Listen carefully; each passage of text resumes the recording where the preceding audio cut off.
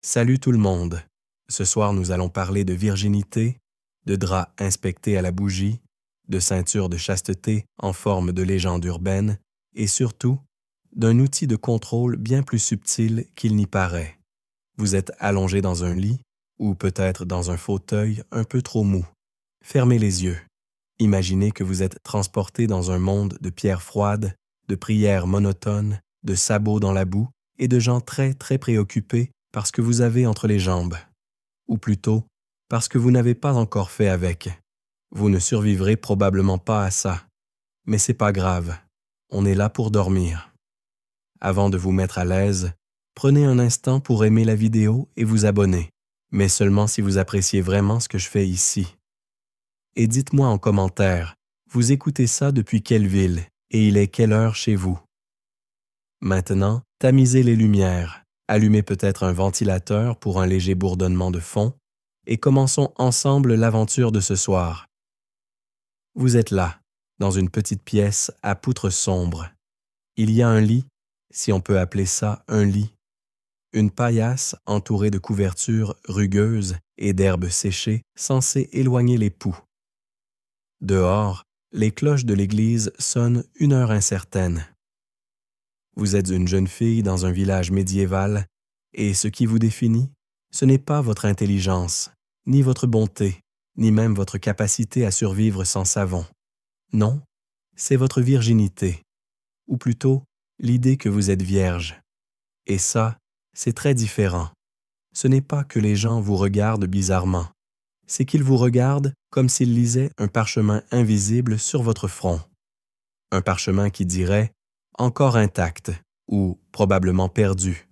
Et cette lecture influe sur tout, votre dot, votre réputation, votre avenir marital et même vos chances d'entrer au paradis. Rien que ça. Ce mythe de la pureté, il s'enracine dans un tas de choses. D'abord, la religion. L'Église médiévale a beaucoup misé sur Marie, la Vierge par excellence. L'archétype féminin par défaut est donc devenu celui de la femme silencieuse, dévouée et surtout, pas du tout sexuellement active. C'est un peu comme si vous n'aviez jamais le droit de changer de niveau dans un jeu, parce que le tuto est sacré. Ensuite, il y a la médecine, si on peut appeler ça comme ça. Les savants de l'époque, nourris à Galien et Hippocrate, pensent que les femmes sont des hommes à l'envers, froides et humides, et que leur valeur est liée à un équilibre fragile de fluides, d'humeur et d'une membrane magique. Vous sentez déjà la poésie? Et puis, il y a la peur du désordre, de l'héritage illégitime, des enfants nés du mauvais père. La virginité devient alors une manière simple et bien commode de sécuriser la propriété. La femme, le ventre, la lignée. Si vous êtes vierge au mariage, alors les enfants qui naîtront seront garantis d'origine. Ce n'est pas très romantique, mais c'est pratique. Comme une signature notariale, version utérus, les jeunes filles, comme vous, sont donc éduquées dans une ambiance moite de suspicion et d'attente. Pas question de courir trop vite, de danser trop fort ou de rire trop fort non plus, car toute manifestation de vivacité est suspecte. Il y a même des parents qui interdisent à leurs filles de monter à cheval, de peur que cela abîme quelque chose. Et si vous tombez, c'est double peine, une blessure et une rumeur. Les vêtements n'aident pas. Vous portez des couches de tissu, pas pour le style, mais pour cacher les formes. On vous enseigne à marcher comme si vous flottiez sur un nuage de silence, à ne jamais croiser les yeux d'un homme, et à surtout éviter les ruelles sombres, ou claires, en fait, toutes les ruelles. Vous finissez par vivre comme un petit fantôme, mais la pression ne vient pas que des hommes. Oh non, les femmes aussi sont complices, mères, tantes, voisines, toutes participent au contrôle. C'est presque une forme de passe-temps. On chuchote, on observe, on interprète un sourire ou un rouge aux joues comme un crime potentiel. L'hymen devient une énigme publique. Il faut dire que la pureté, à l'époque, c'est aussi une forme d'honneur familial. Une fille perdue fait honte à tous. Et parfois, les familles vont très loin pour réparer les dégâts.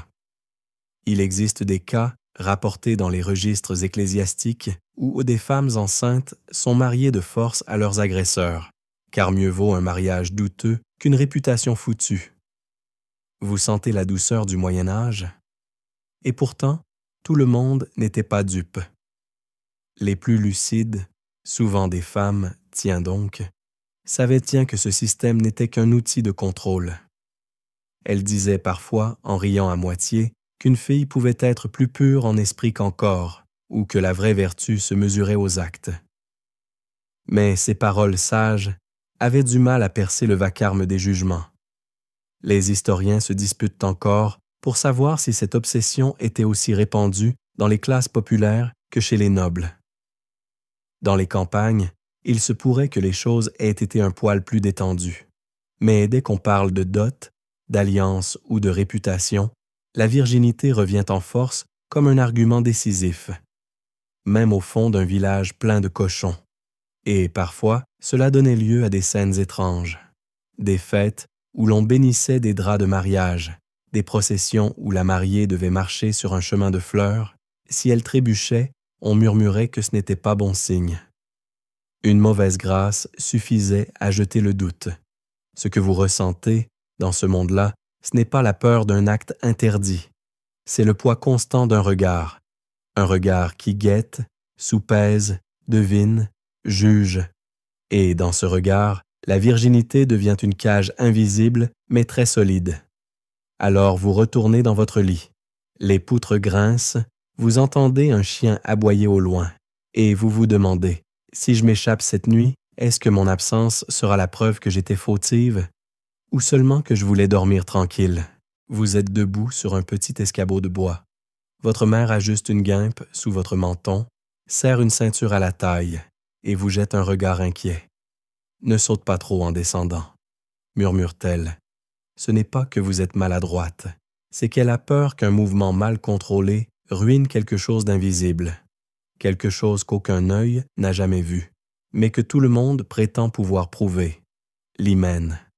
Ah, ce fameux hymen, cette membrane censée sceller le temple de votre vertu comme une porte de cave à vin. Le Moyen Âge l'a transformée en preuve judiciaire, en gage moral et en test de qualité plus sérieux que n'importe quelle inspection sanitaire. Le hic, il n'existe pas vraiment comme on le croit. Mais chut, ça, c'est un secret du futur. Selon les croyances de l'époque, l'hymen est une fine pellicule qui se rompt uniquement lors du tout premier rapport sexuel. Et si ce n'est pas le cas, alors, soupçon. Si aucune douleur, aucun saignement, ou pire, si trop d'aisance, la mariée est accusée d'avoir menti. À ce stade, autant dire qu'un simple manque de théâtralité peut ruiner une vie. Alors vous vivez avec cette idée dans la tête. Votre corps doit être une énigme scellée.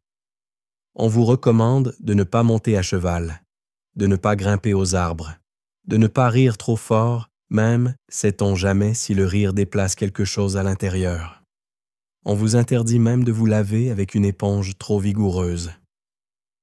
L'anxiété gynécologique est partout, mais ce qui est encore plus déroutant, c'est que personne ne sait exactement à quoi ressemble cet hymen. Pas les hommes, pas toujours les sages-femmes, et surtout pas les médecins. Certains décrivent une membrane épaisse comme un parchemin, d'autres une fragile toile d'araignée. Quelques-uns, poètes dans l'âme, parlent même d'un voile de soie. C'est charmant, et totalement faux. Les textes médicaux médiévaux, quand ils abordent le sujet, partent dans toutes les directions. Il y a des classifications d'hymen en fonction des signes astrologiques, des traités qui affirment qu'un hymen rompu change la voix d'une femme, d'autres, très sérieux, qui prétendent qu'un hymen intact est visible à l'œil nu, mais seulement sous une certaine lumière, au lever du soleil, après 3 psaumes murmurés. Vous comprenez l'absurdité? On juge la vie d'une personne entière sur la base d'un élément anatomique aussi fiable qu'un mirage dans un désert. Et pourtant, ça continue. Les manuels de morale insistent, une femme doit garder son intégrité, ne pas éveiller les désirs et, surtout, rester fermée comme une boîte de conserve préservée dans une cave ecclésiastique. Sauf que parfois, cette fameuse membrane ne se rompt pas du tout lors du premier rapport, et parfois elles seront à 10 ans en courant dans un champ de blé. Mais cette complexité biologique ne pèse pas bien lourd face aux attentes sociales. Le sang, toujours le sang. Il faut qu'il y ait une preuve visible, une preuve sur un drap, un linge, une chemise de nuit. Peu importe le support, tant qu'il y a une trace rougeâtre pour rassurer les invités.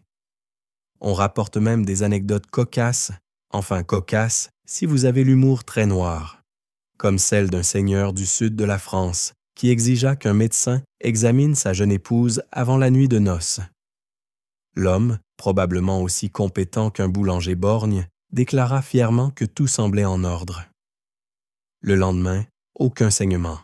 Résultat, la pauvre fille fut renvoyée chez ses parents, accusée de trahison.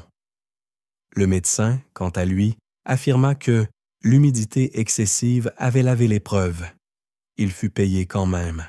Les historiens se disputent encore pour savoir à quel point ces pratiques étaient répandues. Était-ce un fantasme de la noblesse ou aussi courant chez les paysans? Certains chercheurs avancent que les couches populaires étaient moins obsédées par l'hymen, plus préoccupées par la fertilité réelle. D'autres soulignent que les pressions sociales ont fini par contaminer toutes les strates de la société. Il y a aussi des tentatives d'évasion. Certaines femmes appliquent du sang d'animal sur les draps. D'autres se griffent discrètement avant la nuit. Une astuce populaire consistait à utiliser du jus de cerise, avec des résultats plus ou moins convaincants. Vous imaginez la scène, la jeune épouse allongée, les jambes raides, priant pour que personne ne remarque l'odeur sucrée suspecte sur les draps nuptiaux. C'est tragique, mais on devine un certain panache. Et pour les hommes, aucune attente équivalente. Eux peuvent se targuer d'avoir fait leurs preuves, voire se vanter auprès de leurs compagnons. Personne ne leur demande une preuve de leur ignorance sexuelle. Pas de membrane, pas de saignement, pas de linge inspecté. Seulement des clins d'œil et des tapes dans le dos. Alors vous marchez sur des œufs, littéralement.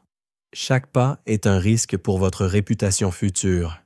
Chaque chute d'un tabouret vous rapproche du désastre, et vous en venez à haïr ce petit morceau de chair qu'on prétend loger quelque part en vous, comme un juge muet, prêt à sceller votre destin. Mais vous ne pouvez pas en parler. Pas à votre mère, trop inquiète. Pas à vos amis, trop surveillés. Alors vous vous taisez et vous attendez, en espérant que le jour venu, tout se passe comme prévu, ou du moins comme la société l'exige. Et si ce n'est pas le cas, si le drap reste blanc, si le mari fronce les sourcils, si les belles-sœurs chuchotent, alors vous priez. Pas pour le salut de votre âme, non, mais pour qu'il pleuve suffisamment cette nuit-là et que les invités partent tôt, avant qu'on ait le temps de regarder les draps à la lumière des torches. Vous êtes assise sur le bord du lit. Pas celui de votre chambre d'enfant, ni celui de l'infirmerie du couvent. Non, le lit nuptial. Il est recouvert d'un drap blanc, soigneusement repassé par 3 tantes en silence. Elles ont l'air de conspiratrices en robe de lin. Et vous ne pensez plus à votre fiancé, mais à un carré de tissu. Car ce soir, on ne célèbre pas seulement un mariage. On attend un saignement. Le procès du drap taché. Ça sonne comme une comédie absurde, mais c'est un rituel très sérieux dans certaines régions médiévales. Il ne s'agit pas d'un mythe isolé. Des archives l'attestent. Dans certaines provinces françaises, italiennes ou germaniques, le matin qui suit la nuit de noces, donne lieu à une inspection publique du linge. Un linge qui doit prouver que la mariée était vierge. Un linge qui détermine si le mariage est validé socialement. Autant dire que votre nuit, c'est un peu l'examen final de votre adolescence. La scène se déroule parfois ainsi. Au petit matin, les draps sont montrés aux parents des 2 familles, voire au curé, voire à tout le village si vous avez vraiment la poisse. On exhibe le linge comme un trophée. Les femmes âgées hochent la tête avec un sérieux presque médical. Bon saignement, diront-elles. Ce qui veut dire, en langage médiéval, bonne fille. Vous êtes jugée sur une flaque rougeâtre. Mais que se passe-t-il si le drap est immaculé? si aucune goutte ne vient témoigner. Alors, ça se complique. Les rumeurs se mettent à circuler. On parle de tromperie, de déshonneur. Dans certains cas extrêmes, le mari peut demander l'annulation du mariage pour cause de non-virginité. Et s'il est influent, il l'obtiendra. Vous n'obtenez que des regards. Une anecdote consignée dans les archives de Lucchese, en Italie, raconte l'histoire d'un marchand qui poursuivit sa femme devant l'évêque parce que le drap restait blanc. Elle fut soumise à un interrogatoire humiliant. On fit appel à une sage-femme qui déclara, après inspection, que l'ouverture était suspectement large. Autrement dit, la taille de son anatomie devint une preuve contre elle. Finalement, elle fut renvoyée chez ses parents. L'homme se remaria quelques mois plus tard, charmant. Certaines familles, pour éviter ces déboires, ont recours à des stratégies préventives. Une pincée de sang d'animal sur le drap, une entaille discrète sur la cuisse, des techniques transmises en secret de mère en fille. Ce ne sont pas des tricheries, mais des bouées de sauvetage, car tout le monde sait, au fond, que l'hymen est un juge incompétent. Les historiens se disputent encore pour savoir si ces pratiques d'inspection étaient symboliques ou systématiques.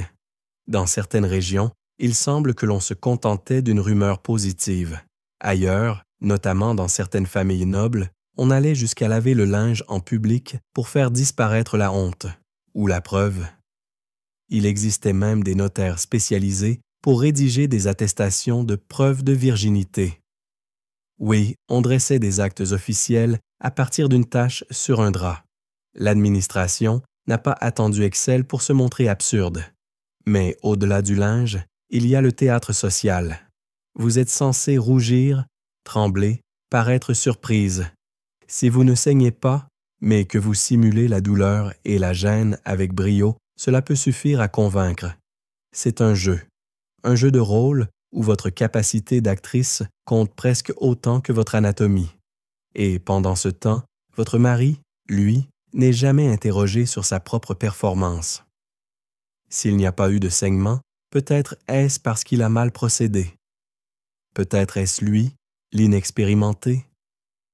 Mais non, cette hypothèse ne traverse jamais les lèvres des assistants du lendemain. Il est l'accusateur par défaut.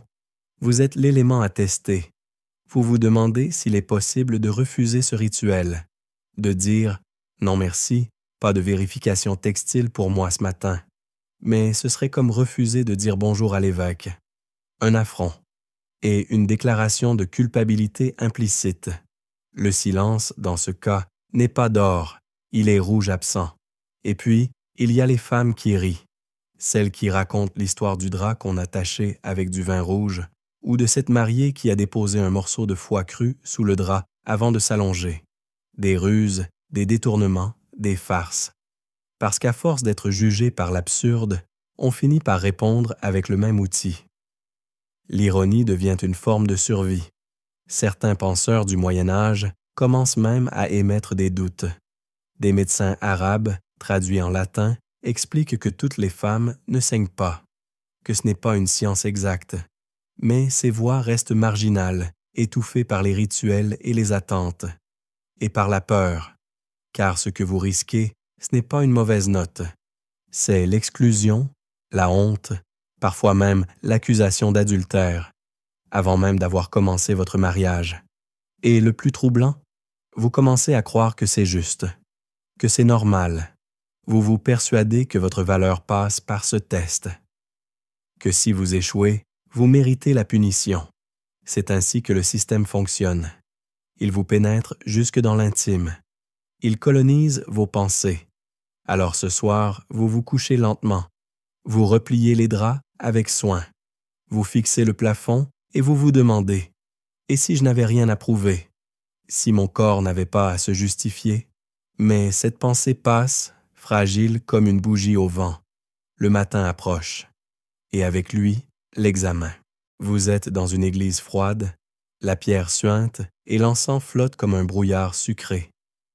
Devant vous, une statue de Sainte Cécile, l'air doux, les mains croisées, les yeux levés vers un ciel peint par un apprenti un peu distrait. Dans son autre main, un lys, toujours un lys.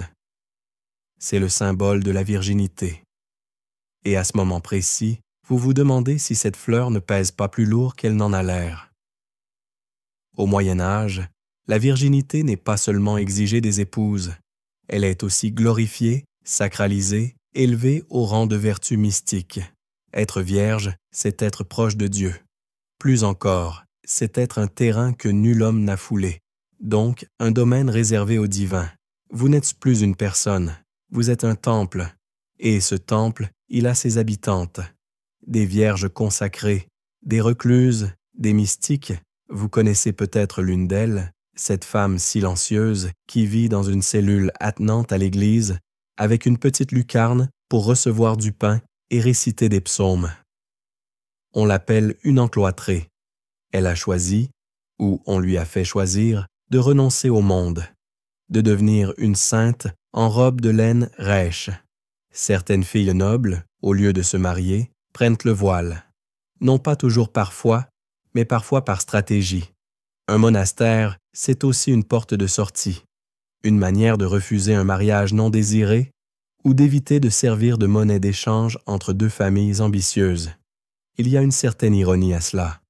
En revendiquant la virginité éternelle, on gagne un peu de liberté. Mais ce n'est pas toujours un choix. Pour les cadettes sans dot, pour les filles nées hors mariage, le couvent devient une impasse présentée comme un refuge.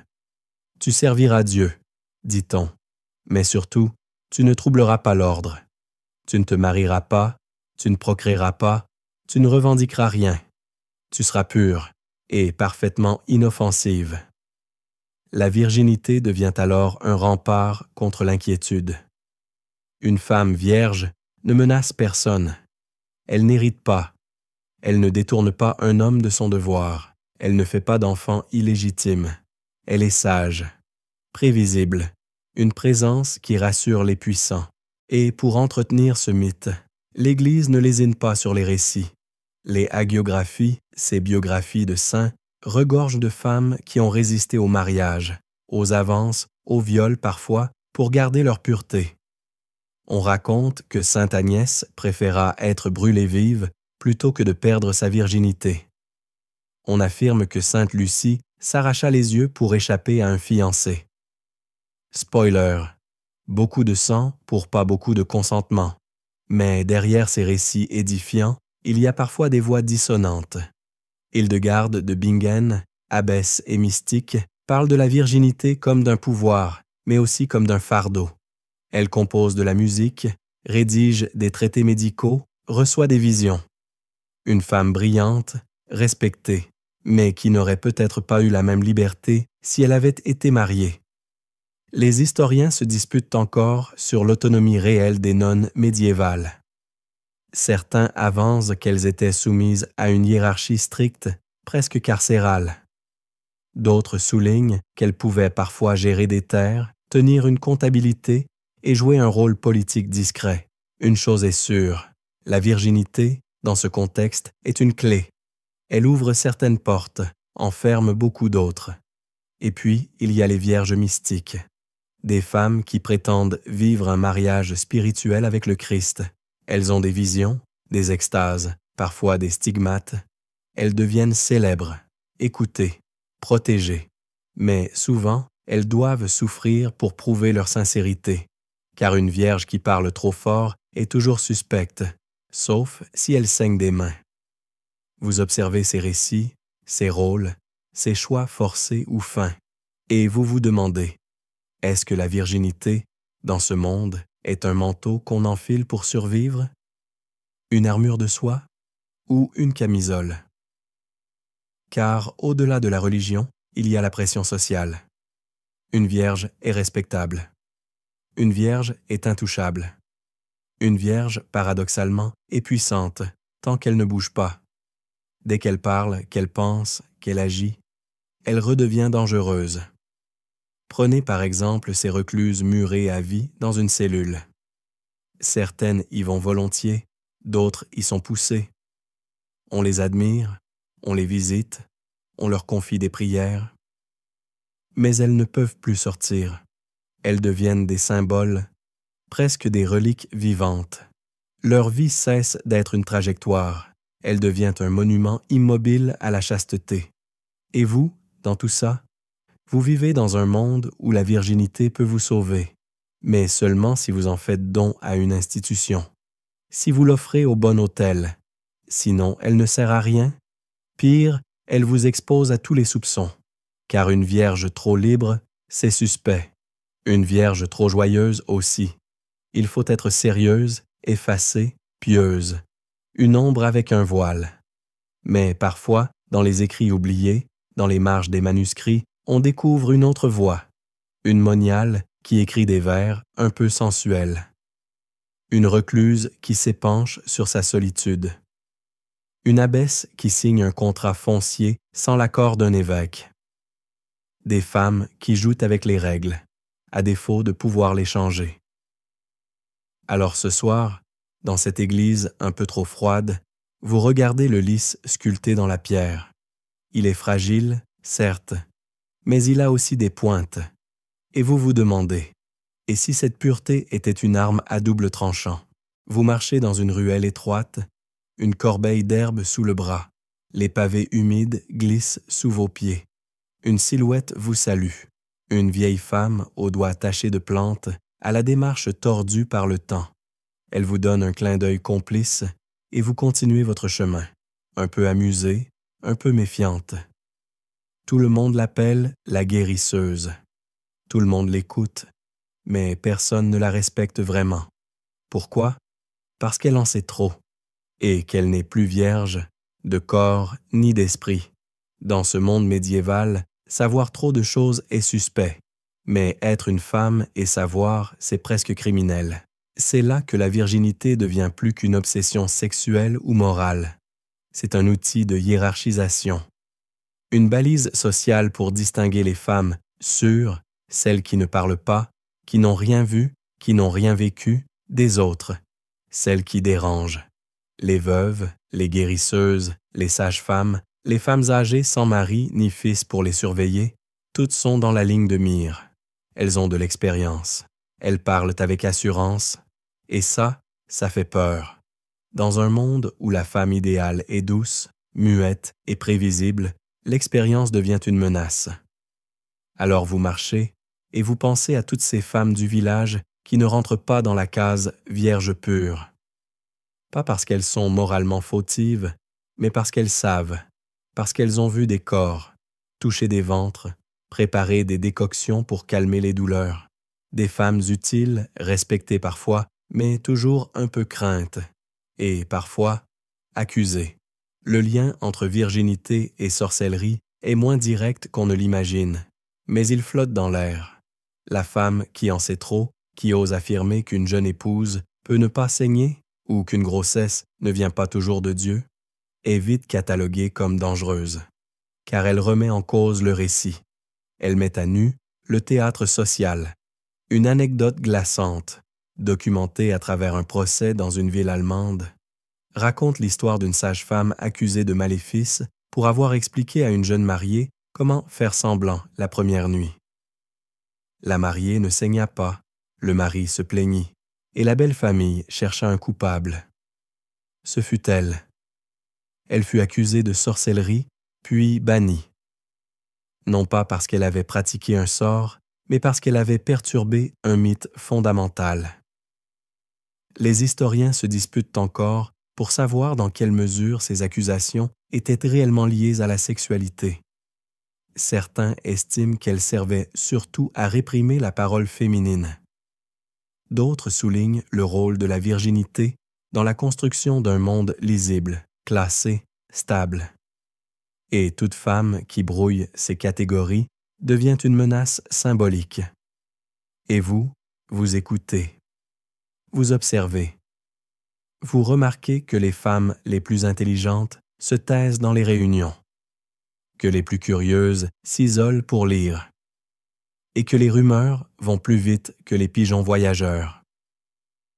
Une femme qui pose des questions sur son propre corps est vite accusée de s'y intéresser trop.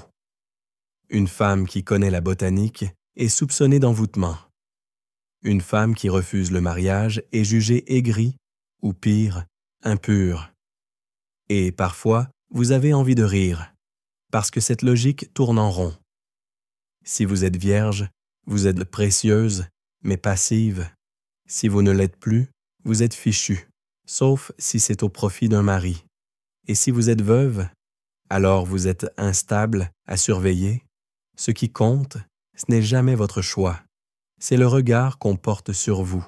Prenez les femmes lettrées, par exemple. Très peu nombreuses, mais réelles.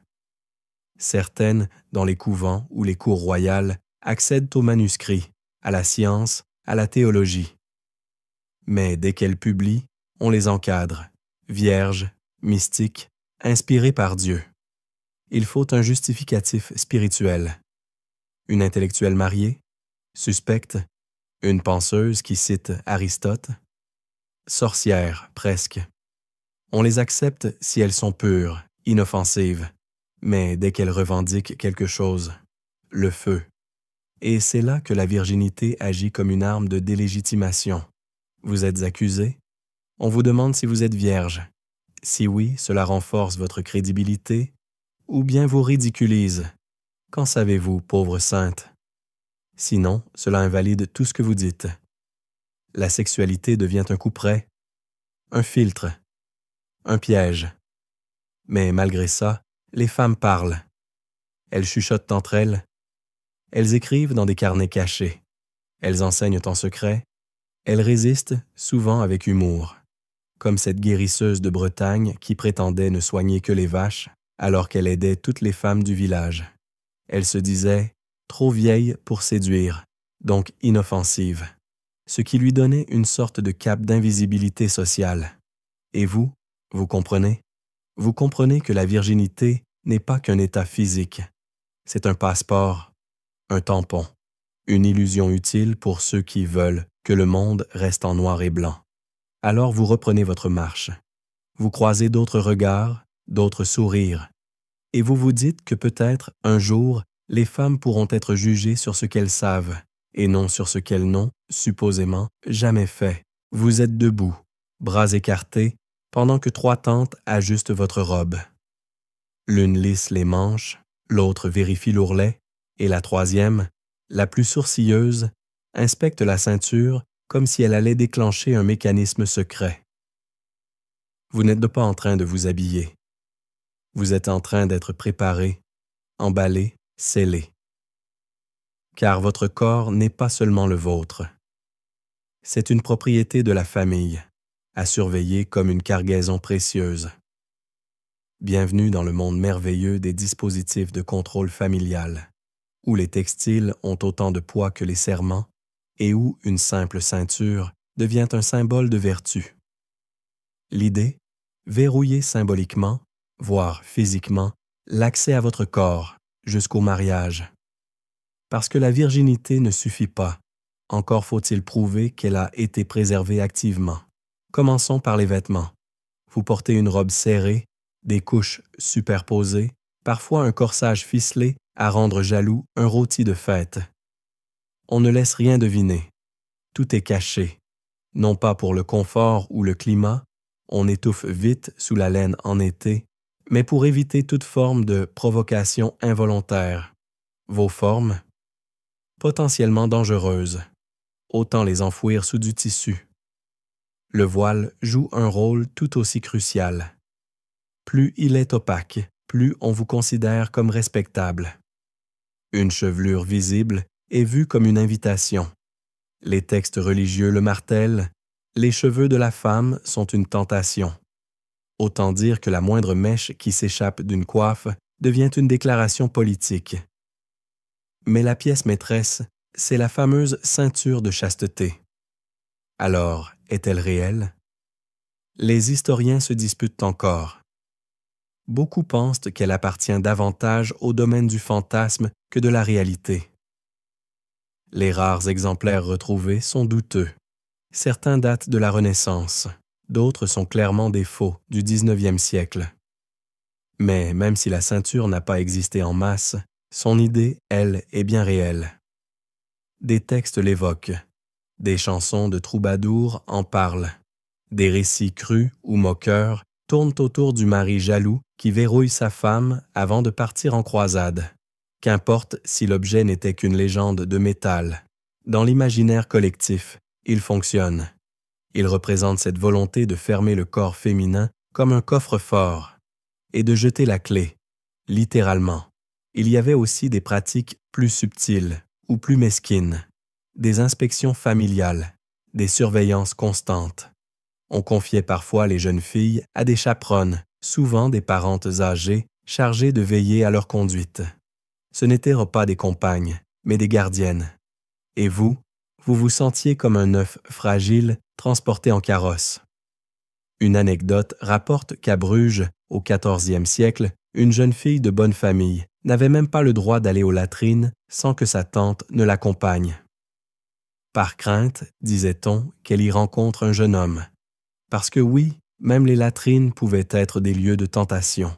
On rêve d'intimité, on obtient la surveillance obstinée, et si l'on surprenait une jeune fille à sourire à un garçon? On parlait d'indiscipline de l'âme, une expression à la fois vague et terrifiante. On pouvait être réprimandé, puni, voire envoyé dans un couvent pour se purifier l'esprit. Encore une fois, le corps n'était qu'un symptôme. Ce qu'on surveillait, c'était la pensée. Vous vous rappelez peut-être cette amie d'enfance, celle qui écrivait des vers dans les marges de son missel. Elle a été envoyée chez des religieuses après qu'on a trouvé un poème sur la beauté des mains d'un garçon. Ce n'était même pas un poème érotique, juste une phrase sur la douceur d'un toucher. Mais c'était déjà trop. La virginité devenait donc une performance continue. Ce n'était pas seulement ne pas avoir de rapport. C'était ne pas avoir de pensée déplacée, ne pas porter de couleurs trop vives, ne pas marcher d'un pas trop vif, ne pas rire trop franchement. En somme, ne pas vivre trop intensément. Et parfois, c'est la famille elle-même qui en fait trop. Le contrôle n'est pas dicté par l'Église ou l'État, mais par des parents obsédés par la réputation. Une fille bien tenue est une fille qui permettra un bon mariage, une bonne alliance, un bon échange. Alors, vous devenez un investissement. On ne vous aime pas seulement, on vous gère. Les textiles, dans ce contexte, deviennent vos geôliers. Un corset trop serré pour courir, des jupes trop longues pour grimper aux arbres, des manches trop lourdes pour travailler. Vous devenez décorative, immobile, et vierge, évidemment. Les historiens débattent de l'universalité de ce contrôle. Était-il aussi strict dans les campagnes? Peut-être pas, mais dès qu'il y avait un peu d'argent ou de statut en jeu, la pression montait, car une réputation salie, même à tort, pouvait ruiner toute une lignée. Le tissu devenait alors votre première ligne de défense, ou votre piège. Et vous, là-dedans, vous essayez parfois de respirer, de bouger, d'être vous-même sous tous ces vêtements, sous tous ces regards. Vous rêvez d'un moment de solitude, de silence. Mais on frappe à la porte. On vous appelle. Quelqu'un veut encore vérifier que tout est en ordre. Alors vous serrez les liens, vous remontez vos manches et vous souriez poliment, en espérant qu'un jour, vous pourrez choisir vos propres vêtements et ce qu'ils signifient. Vous êtes assise sous un balcon au crépuscule. Les cigales chantent, les servantes rangent les plats du banquet et un troubadour accorde son luth d'un air inspiré. Il s'apprête à déclamer un poème. Devinez à qui il est destiné? À vous, bien sûr. Ou plutôt, à la dame pure au regard voilé, au cœur inatteignable, étoile de la vertu. Vous avez compris, ce soir, vous jouez le rôle de la Vierge idéale dans le théâtre sucré de l'amour courtois. L'amour courtois, ou fun amor, c'est ce curieux phénomène né dans les cours d'Europe au XIIe siècle. Une sorte de romance codifiée entre un chevalier et une dame noble, souvent mariée à un autre, détail anecdotique sur fond de rimes raffinées, de soupirs discrets et de gestes symboliques. Mais attention, tout repose sur une condition essentielle. La dame doit être inaccessible, et rien ne dit mieux inaccessible qu'une femme vierge, ou supposer l'être. Ce qui est fascinant, c'est que cet amour est tout sauf simple. Il n'est pas fait pour aboutir. Il est fait pour durer dans la frustration. Le chevalier soupire, écrit des vers, offre une fleur, souffre noblement. Et la dame, de son côté, garde sa distance, son honneur et ses couches de dentelle. Vous jouez à ce jeu? Alors vous entrez dans une spirale d'idéalisation. Une spirale où la pureté devient une sorte de pouvoir ambigu. Car dans cette dynamique, la virginité, ou sa version poétique, devient une monnaie d'échange. Vous plaisez précisément parce que vous êtes inaccessible. Votre silence devient charme, votre pudeur, mystère, et votre chasteté, irrésistible. C'est le paradoxe ultime. On vous désire parce qu'on ne peut pas vous avoir, mais vous n'êtes pas dupe. Vous comprenez vite que ce système est biaisé, car si la dame est vénérée en paroles, elle est aussi piégée par ces mêmes mots. On l'admire tant qu'elle reste distante. Si elle répond trop vite, trop directement, ou horreur, si elle prend l'initiative, elle cesse d'être une muse. Elle devient une légère. Fin du poème.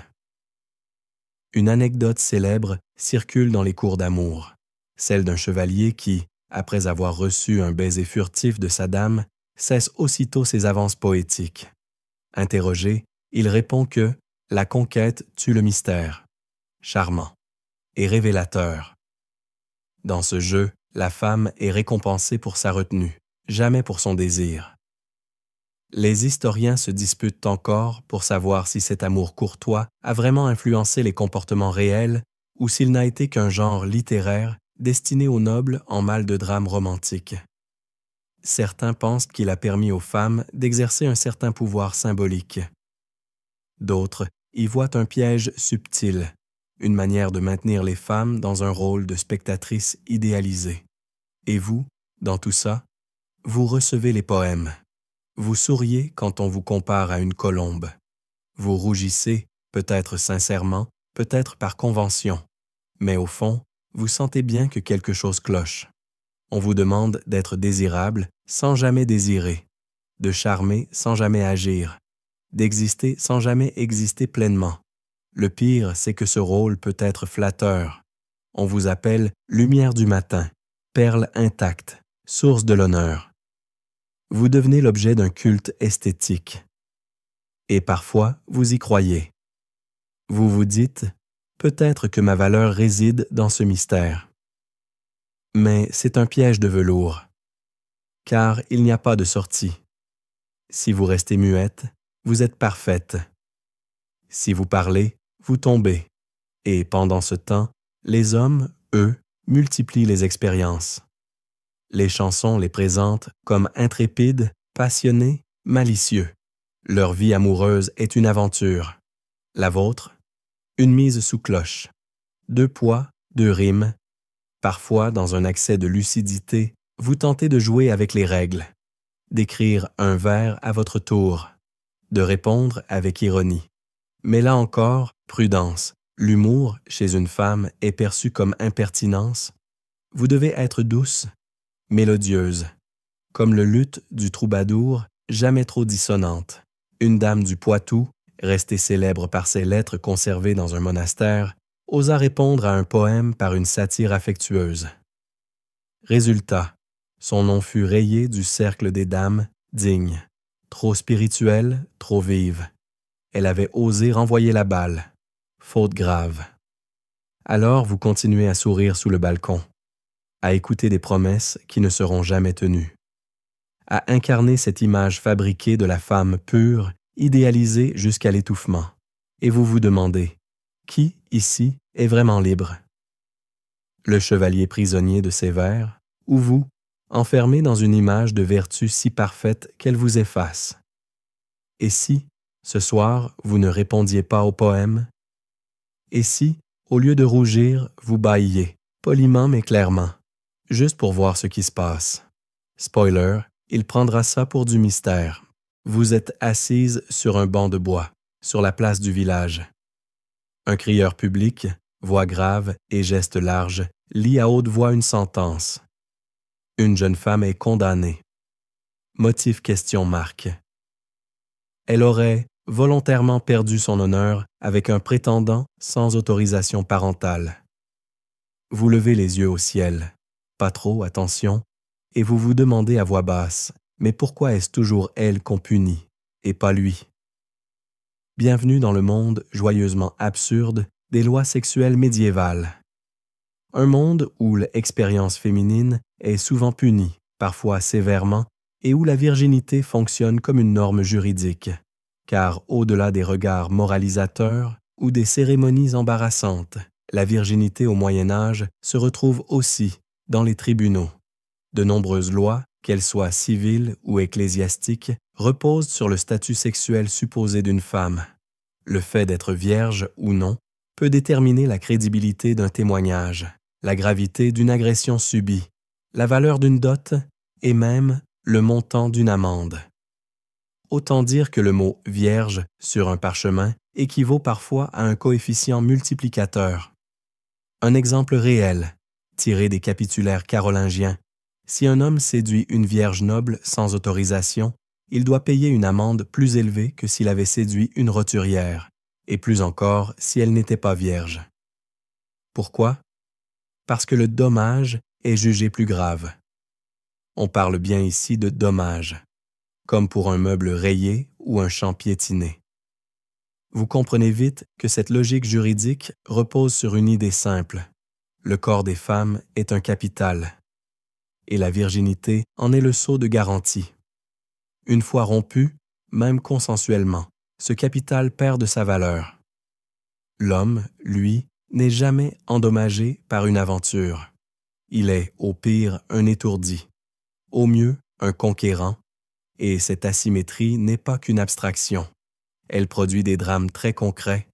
Une fille séduite, même avec son plein consentement, peut se voir exclue de son foyer, refusée à l'église ou forcée à épouser son séducteur pour réparer l'honneur. Comme si le mariage pouvait effacer une tache sur un registre social. Parfois, on organise même un mariage par réparation, sous contrainte. Vous imaginez? Commencez votre vie de couple sous la bannière d'une faute juridique. Les historiens se disputent encore pour savoir si ces lois étaient toujours appliquées ou si elles servaient surtout à maintenir une pression symbolique.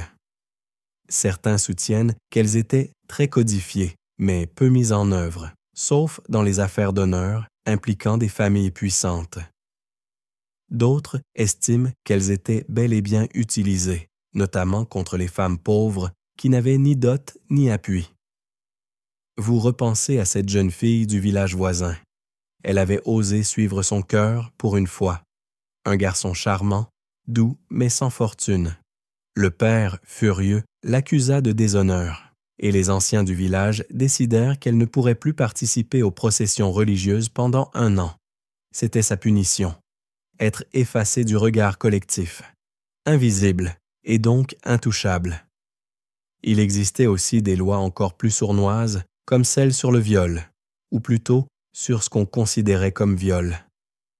Dans certains codes juridiques, une femme violée et non vierge recevait moins d'indemnité qu'une vierge, comme si la douleur n'avait de valeur qu'en fonction de la nouveauté du corps, et s'il n'y avait pas de témoin. L'affaire était souvent classée, car la parole d'une femme n'était crédible que si elle était vierge, pieuse et silencieuse. 3 qualités rarement réunies quand on cherche justice. Et ne parlons pas des tests de virginité pratiqués avant certains procès. Une femme accusée d'adultère pouvait être soumise à un examen physique humiliant censé déterminer son niveau de pureté. Des sages-femmes, parfois contraintes elles-mêmes, devaient juger si l'ouverture semblait étroite. On ne sait pas si on doit en rire ou en pleurer. Une anecdote bizarre, mais tristement révélatrice, vient d'un tribunal anglais du XVe siècle. Une femme fut accusée de sorcellerie parce qu'elle avait séduit un moine. On affirma qu'elle avait usé de paroles impures et de mouvements de hanches. Elle fut condamnée à porter une chemise de pénitente et à jeûner. Lui, il reçut une pénitence de prière. Le genou d'un homme est plus léger que la réputation d'une femme. Alors vous êtes là, sur ce banc, et vous vous demandez, pourquoi faire tant d'efforts pour maintenir ce théâtre légal? Pourquoi cette obsession à punir la moindre expérience féminine, même consentie, même douce? Peut-être parce qu'une femme expérimentée, c'est une femme qui sait ce qu'elle veut, et qu'une femme qui sait, dans une société fondée sur le contrôle, c'est un problème. Mais il y avait des résistances, des femmes qui plaidèrent leur cause, qui faisaient appel, qui écrivaient à des juges. Parfois, elles gagnaient, un peu, et leur histoire se glissait dans les marges d'un registre comme une note de bas de page qui refuse d'être oubliée. Vous levez les yeux vers le crieur, qui en est à la 3e condamnation du jour. Et vous vous dites que vous aimeriez, un jour, que ce soit lui qu'on interroge. Qu'on lui demande, très sérieusement, s'il a déjà eu des pensées déplacées, et s'il les a avouées sur parchemin. Vous êtes assise sur un tabouret bancal, dans une petite pièce faiblement éclairée, remplie d'odeurs étranges, cire chaude, vinaigre, lavande et quelque chose de vaguement rance. Le médecin entre, robe sombre, barbe en pointe, regard pénétré de lui-même. Il vous salue d'un ton docte, pose un doigt sur votre poignet et vous demande si vous avez eu récemment des pensées humides. Oui, vous avez bien entendu. Parce qu'ici, dans cette salle moite, la médecine médiévale va donner son avis sur votre virginité, et il ne va pas se gêner. Bienvenue dans le monde fascinant et franchement inquiétant de la médecine médiévale appliquée aux femmes vierges. Une médecine plus proche de la philosophie alchimique que de la science moderne, et qui considère votre corps comme un champ de bataille entre les 4 humeurs, le chaud, le froid, le sec et l'humide. Une femme équilibrée, selon eux, est fraîche et modérément sèche. Trop chaude, signe d'impureté. Trop humide, tentation en vue. Et donc, logiquement, du moins pour l'époque, la virginité est considérée comme un état de stabilité humorale. Une vierge est fermée, froide, calme. Mais une femme qui pense au plaisir, même sans le pratiquer, dérègle tout. Elle devient moite, fébrile, voire hystérique. Littéralement, car l'hystérie tire son nom du grec hystéra, qui signifie utérus. On pensait que cet organe avait une volonté propre. Et vous allez adorer ce qui suit. Les médecins médiévaux croient à l'existence de l'utérus errant. Oui, vous avez bien lu. Un utérus capable de se déplacer dans le corps. Quand il est contrarié, c'est-à-dire, selon eux, privé de relations sexuelles, il se déplace, se fâche, provoque des malaises, des étouffements, des convulsions. Vous éternuez trop? C'est peut-être l'utérus qui remonte vers vos poumons. Vertige? Votre utérus cherche peut-être la sortie. On dirait une créature dans un film d'horreur. En réalité, c'est votre propre anatomie, mal comprise et redoutée. Alors que fait-on? On vous prescrit des traitements, bien sûr, des fumigations parfumées par le bas, des décoctions à base de rue, d'armoise et, parfois, de graisse animale. Ou encore des massages qui aujourd'hui paraîtraient douteux pour calmer les organes agités. Et, bien sûr, le mariage. Car la solution suprême, dans tous les cas de troubles féminins, un bon époux, si possible, rapide et vigoureux. Une anecdote étonnante. Dans certains manuels médicaux, on recommande aux jeunes vierges trop nerveuses de dormir avec une pierre froide posée sur le ventre. Pas pour le confort, non. Pour refroidir l'utérus trop ardent. La médecine par réfrigération. L'avenir, assurément. Et si vous êtes trop pâle, trop distraite, trop silencieuse? On dit que vous êtes mélancolique, que votre virginité vous pèse. Car l'autre paradoxe de la médecine médiévale, c'est qu'on s'inquiète aussi pour celles qui restent vierges trop longtemps. L'énergie non dépensée devient, selon certains, toxique. Le sang des règles s'accumule. Le corps se révolte. Et là encore, la solution est simple, mariée ou recluse. Mais pas entre les deux. Les historiens se disputent encore sur la portée réelle de ces pratiques. Était-ce une croyance répandue chez les médecins ou une lubie d'intellectuels latinisants déconnectés du terrain? Certains textes montrent que les sages-femmes, souvent plus pragmatiques, se méfiaient de ces théories flottantes. Elles soignaient avec des plantes, des bains, du bon sens. Mais elles n'étaient pas toujours écoutées, surtout face à un homme en robe noire qui cite Galien à la chaîne. Et puis, il y a l'examen de virginité. Vous savez, cette idée qu'on peut voir si une femme est vierge. Certains médecins l'affirment. Un vagin étroit, une peau plus lisse, une voix plus aiguë seraient des signes. Ah, la rigueur scientifique. Une théorie prétend même que les pupilles des vierges se contractent à la mention du mot « plaisir ». Test peu concluant, à moins d'avoir un oculiste et un poète dans la même pièce. Vous, dans tout ça, vous êtes fatigué. Fatigué d'être un mystère à résoudre. Fatigué que votre santé passe toujours par le filtre de votre vie sexuelle ou de son absence. Vous avez un mal de tête, peut-être un déséquilibre des humeurs lié à l'inutilisation prolongée de l'utérus. Vous avez juste soif, signe que votre feu intérieur cherche une issue. On vous propose une décoction de vinaigre et de graisse de chèvre. Non merci. Et pourtant, certaines femmes naviguent dans ce système avec ruse. Elles apprennent à feindre la fatigue au bon moment, à évoquer la mélancolie virginale pour éviter un mariage forcé, ou à simuler un malaise pour s'isoler. C'est un théâtre, et vous en devenez actrice. Une actrice qui connaît le script, mais qui en modifie les répliques. Une anecdote qui résiste au temps. Une nonne bénédictine, réputée pour ses migraines fréquentes, refusait systématiquement toute proposition de transfert dans un autre couvent. Quand on lui demanda pourquoi elle restait, elle répondit « Ici, au moins, mon utérus a ses habitudes. » Subtil, ironique et totalement inoffensif. Une perle. Alors vous êtes là, encore assise, pendant que le médecin vous observe, note quelque chose sur un parchemin, probablement faux, puis conclut. Tout va bien. Continuez à prier et à éviter les pensées chaudes. Et vous souriez doucement. Vous pensez à des pains tout juste sortis du four, au soleil sur la peau, au bruit de la pluie sur le toit. Et, oui, un peu aussi à un certain garçon. Rien de grave, docteur. Juste, vivante.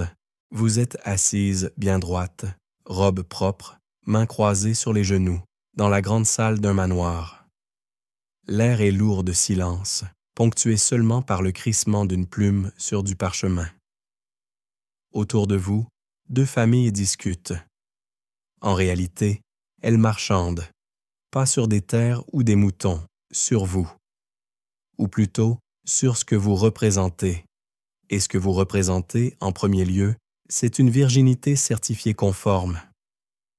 Bienvenue dans l'économie discrète, mais très lucrative, de la virginité médiévale. Car oui, derrière les poèmes, les sermons et les ceintures de coton brodé, se cache une mécanique froide, celle du mariage arrangé, du calcul et de la transmission de patrimoine. Et dans cette logique, la virginité est bien plus qu'un idéal moral, c'est une garantie de valeur. Une sorte de label de qualité qui influence directement la hauteur de la dot, le prestige de l'union et la réputation transmise avec le nom. Prenez l'exemple d'une jeune fille noble, comme vous. Votre père ne négocie pas seulement une alliance politique. Il vend, quelque part, une promesse, celle que votre ventre n'aura porté que des enfants légitimes. Et cette promesse repose sur, vous l'avez deviné, votre pureté présumée. C'est d'ailleurs pour cela que la moindre rumeur, un flirt, un sourire prolongé, une escapade au jardin peut faire chuter le montant de votre dot plus vite qu'un cours de céréales après une grêle. Et plus votre statut est élevé, plus la pression monte. On connaît des cas où des familles nobles ont fait rédiger des contrats de fiançailles avec clauses spécifiques. Si la future épouse n'était pas vierge au moment des noces, la dot serait réduite de moitié, voire entièrement annulée. Un paragraphe glacé entre deux formules de politesse. On ne plaisante pas avec l'honneur. Les historiens s'accordent à dire que cette logique s'étendait aussi aux classes moyennes urbaines. Les marchands, les notaires, les petits propriétaires terriens, tous veillaient à cette virginité comme à un coffre-fort. Et pour cause, en mariant leurs filles intactes, ils garantissaient l'intégrité de leur capital social. C'est comme si la virginité fonctionnait comme un bonus réputationnel, transmis avec la mariée comme on joint les clés d'un cellier. Et si l'on vous soupçonnait d'avoir fauté, alors tout s'écroulait. Le mariage pouvait être annulé, la dot confisquée, les terres promises réattribuées. Dans certains cas, on remboursait même les cadeaux de fiançailles. L'amour, ici, est un contrat. Et vous êtes l'article premier. Mais il y a une ironie mordante dans tout cela. Plus vous êtes jeune et vierge, plus vous êtes cher. Et donc, plus votre mariage est susceptible d'être désagréable. Car ce sont souvent les hommes âgés, riches et soucieux de leur héritage qui perdent le prix fort. Vous voilà promise à un seigneur à la laine vinaigrée, mais qui a une tour en plus dans son domaine. Joie. Et les hommes, eux.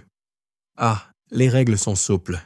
Ils peuvent être veufs, libertins, chevaliers revenus de croisade avec des souvenirs exotiques. Tout cela les rend même plus expérimentés. Ce double standard fait partie intégrante du marché. Lui peut être expérimenté, vous devez être neuve. On n'achète pas un cheval d'occasion au prix du neuf, dit-on parfois à voix basse. Charmante métaphore. Une anecdote célèbre circule à la cour de Bourgogne. Un duc avait annulé un mariage en prétendant qu'il avait senti un relâchement dans la chair. Traduction. Pas assez étroite. Aucun médecin, aucun témoin, juste un ressenti. La mariée fut renvoyée, la dot perdue et la rumeur installée. L'homme, lui, se remaria 2 mois plus tard avec une jeune fille à peine sortie du couvent. Mais toutes ne se laissaient pas faire. Certaines femmes ont négocié leur mariage avec intelligence. Une veuve, par exemple, pouvait parfois obtenir de garder sa dot et ses terres si elle refusait de se remarier.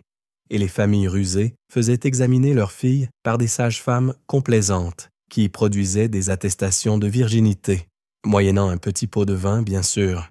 L'économie a toujours ses failles. Les historiens se disputent sur le rôle des femmes dans ces tractations. Étaient-elles totalement passives?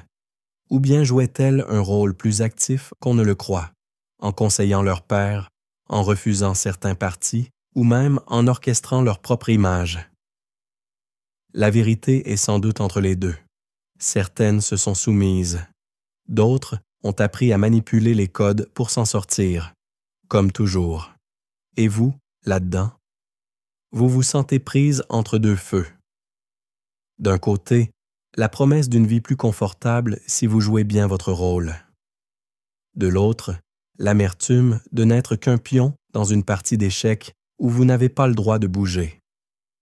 Mais ce soir, en écoutant ces deux familles discuter de votre valeur, vous avez une pensée fugace, et si vous disiez non, juste pour voir ce que ça fait, et vous imaginez leur visage, leurs protestations, leurs calculs qui s'effondrent, rien que ça, c'est déjà un petit plaisir. Vous êtes assise près d'un feu, dans une grande salle bruyante.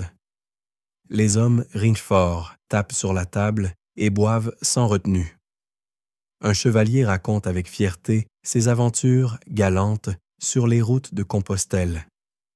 Il n'en est pas à son premier exploit, ni à son deuxième, et tout le monde trouve ça drôle, viril, admirable. Vous gardez le silence, parce que dans cette salle, le double standard n'est pas une rumeur. Il est bruyamment assumé. Depuis toujours, on tolère et même encourage l'expérience sexuelle des hommes.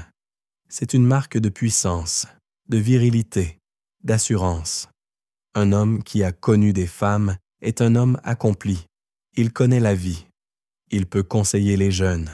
Il est initié, tandis qu'une femme avec un passé, soupçon, honte, danger.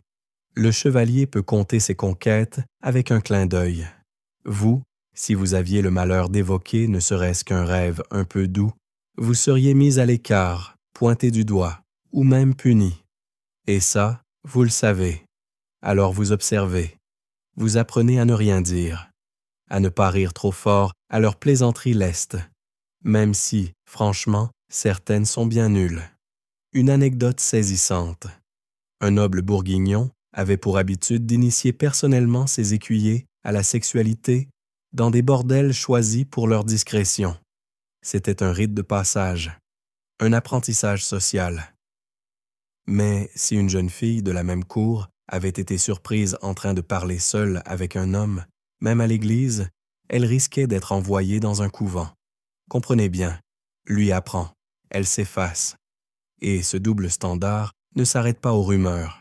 Il est inscrit dans les lois, dans les pratiques sociales, dans les chansons populaires. Les ballades célèbrent les exploits amoureux des seigneurs, jamais ceux des dames, ou alors pour les blâmer. La dame légère, la fille perdue. Des figures récurrentes, caricaturées, jamais excusées. La liberté sexuelle masculine est un récit d'aventure, celle des femmes, une tragédie. Les historiens se disputent encore pour savoir si cette différence de traitement était aussi nette dans les campagnes que dans les cours. Certains pensent que les paysannes avaient de plus de marge de manœuvre du fait de la moindre surveillance sociale. D'autres affirment que les ragots y circulaient encore plus vite et que les sanctions sociales étaient tout aussi violentes. Une chose est sûre, dans presque tous les contextes, l'homme était excusé, la femme suspectée. Et parfois, vous entendez des justifications presque philosophiques. Les hommes ont besoin d'expérimenter pour être de bons époux, ou encore, la nature des femmes est plus fragile, elles doivent être protégées d'elles-mêmes. Autrement dit, vous êtes un vase en cristal, eux, des tonneaux de vin. Ils peuvent se renverser, déborder, éclabousser. Vous, non. Vous devez rester pleine et intacte. Mais derrière cette façade de sagesse sociale se cache une peur. La peur du désir féminin, de son autonomie, de ce qu'il pourrait signifier si on lui laissait de la place. Car une femme qui désire, qui choisit, qui dit oui ou non selon ses propres critères, c'est une femme qui échappe au contrôle. Une anecdote qui résume tout. Dans une chronique flamande, on rapporte qu'un jeune seigneur s'était marié avec une femme instruite, vive et franchement charmante. Mais après avoir découvert qu'elle avait eu une liaison dans sa jeunesse, avec son consentement mutuel, précisons, il la fit enfermer dans une tour pendant 2 ans. Sa justification? Il faut qu'elle se rappelle ce qu'elle aurait dû oublier. Élégant et terrifiant. Et vous commencez à voir les rouages. Vous comprenez que le silence imposé aux femmes ne vise pas seulement à les protéger, comme on le prétend, il vise à préserver un équilibre dans lequel lui peut tout dire et vous rien du tout. Un équilibre où l'homme gagne en prestige avec chaque conquête et la femme perd de la valeur à chaque soupçon. Et parfois, même votre silence ne suffit pas. On vous observe quand même. On interprète votre démarche, votre posture, votre absence de réaction. Une jeune fille trop passive? Elle cache quelque chose. Trop joyeuse? Elle a sûrement des idées. C'est Kafka, en robe de lin. Mais certaines femmes résistent à leur manière. Une dame d'Auvergne, célèbre pour sa plume acérée, écrivait dans une lettre à sa nièce. « Ne dis jamais que tu n'as rien fait. Dis que tu as mieux à faire. » Elle avait compris. Le silence, oui, mais choisi. Ironique. Réfléchi. Une forme de contre-attaque feutrée. Alors ce soir, près du feu, pendant que les chevaliers racontent leurs aventures, embellies probablement, vous souriez poliment. Vous ne dites rien, pas parce que vous êtes soumise, mais parce que vous connaissez les règles. Et vous savez aussi qu'un jour, peut-être, vous les réécrirez. À votre façon. Vous êtes dans une cuisine obscure, accroupie près du feu. 2 femmes plus âgées rient doucement en pilant des herbes dans un mortier. Une odeur d'ail, de thym et de secret flotte dans l'air. Vous tendez l'oreille. L'une d'elles murmure quelque chose à propos d'un vin qu'on peut verser discrètement pour retarder les noces. L'autre hoche la tête, complice. Vous comprenez vite, vous êtes en présence de résistance, discrète mais bien réelle. car malgré tout ce que vous avez vécu ou subi, malgré les lois, les regards, les ceintures, les hymens, les poèmes, les draps inspectés, les juges suspicieux et les médecins trop curieux, toutes les femmes ne se sont pas laissées faire. Certaines se sont rebellées, pas en criant ni en montant sur les tables, mais en maniant l'ombre, les demi-mots, les faux semblants, des désobéissances feutrées. C'est une jeune fille qui feint la maladie pendant des semaines pour retarder un mariage arrangé. C'est une veuve qui se déclare trop pieuse pour se remarier, mais entretient une relation secrète avec un palefrenier. C'est une nonne qui écrit des vers d'amour dans les marges d'un psautier. Ce sont des gestes minuscules, et pourtant, ils déplacent des montagnes. Prenez l'exemple de Margaretha, une tisserande flamande du XIVe siècle. Elle prétendait être toujours vierge, une stratégie pour éviter le mariage, alors qu'elle vivait depuis 10 ans avec une autre femme, sous serment d'amitié sacrée. Personne ne les dérangeait. Pourquoi? Parce que leur apparente pureté désarmait les soupçons. Elles avaient de compris. Dans un monde obsédé par la virginité, parfois il suffit de jouer la Vierge pour être libre. Certaines filles, avant le mariage, se faisaient aider par des sages-femmes compréhensives. On reconstituait un hymen avec du tissu, on préparait du sang animal à glisser discrètement sur les draps, des rituels de ruse, des coups d'avance sur un système trop rigide. Le lit nuptial devenait une scène de théâtre, mais cette fois, c'est vous qui écriviez le scénario. Les historiens se disputent pour savoir si ces stratégies étaient marginales ou fréquentes. Les archives officielles en parlent peu, évidemment, mais les chansons populaires, les lettres privées, les récits transmis entre femmes laissent entrevoir un monde parallèle, un monde de petites échappées, de complicité féminine, de micro-liberté. Parfois, c'est dans le langage que se joue la désobéissance. Les femmes parlent en double. Une expression qui signifie une chose pour les hommes, une autre entre elles. Une main posée sur un cœur peut dire amour ou fatigue ou ironie. Une robe trop serrée peut être un prétexte pour ne pas danser. Une toux exagérée devient une manière d'échapper à un prétendant trop pressant. Tout est codé, tout est fluide. Et puis, il y a la mémoire. Les femmes se souviennent. Elles racontent, le soir, près du feu, quand les enfants dorment et que les maris ronflent. Elles disent ce qu'on n'écrit pas. Elles transmettent, non pas une révolte, mais une lente stratégie d'érosion. Elles ne brisent pas les murs. Elles les grignotent, un grain de sable à la fois. Une anecdote vous fait sourire. Une abbesse du nord de l'Italie faisait recopier des textes religieux, avec, entre les lignes, des vers païens, un mot d'amour, une recette aphrodisiaque, des palimpsestes de résistance, du contrebandage spirituel. Et personne ne s'en rendait compte, parce qu'elle était pure, évidemment. Vous réalisez alors que la virginité, dans ce monde, est un costume, parfois imposé, parfois endossé volontairement, mais jamais vide de sens, il enferme, il protège, il dissimule. Et dans cette dissimulation, certaines femmes trouvent une forme de liberté. Et vous, dans tout cela, vous sentez monter en vous une forme de calme, non pas parce que tout est juste, rien ne l'est, mais parce que vous savez désormais lire les signes. Vous voyez les clins d'œil, les non-dits, les petites échappées. Vous comprenez que ce système, si rigide soit-il, n'a jamais réussi à tout contrôler. Ce soir, en remontant dans votre chambre, vous croisez le regard d'une femme plus âgée. Elle ne dit rien, elle vous regarde.